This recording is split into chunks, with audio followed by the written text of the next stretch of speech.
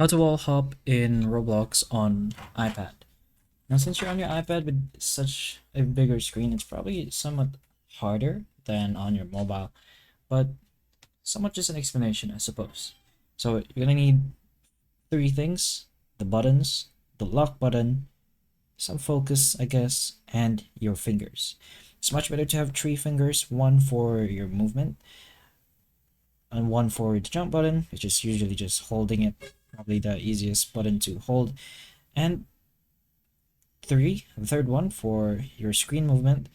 Now, I don't know how to do it here specifically. I mean, I'm not that used to it here since this is the iPad and I don't really use it here. But other than that, you also need the shift lock button.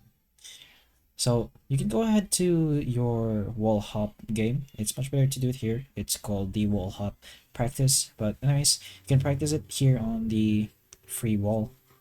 And then just go ahead to your wall. Just touch your wall like this, super flat on your face, and then just hold your button like so and keep moving into the wall or wherever you want to go at the wall. And whenever you're about to drop down, you press on the lock button like so, and then you time it right. Once you press on the lock, you unlock it again, and then when you're about to go down, you press unlock again and just repeat the process until you get used to it. Now, I haven't gotten used to it yet, but you get the idea. Anyways, that's how you wall hop on your iPad. So hopefully the information of this video can help you.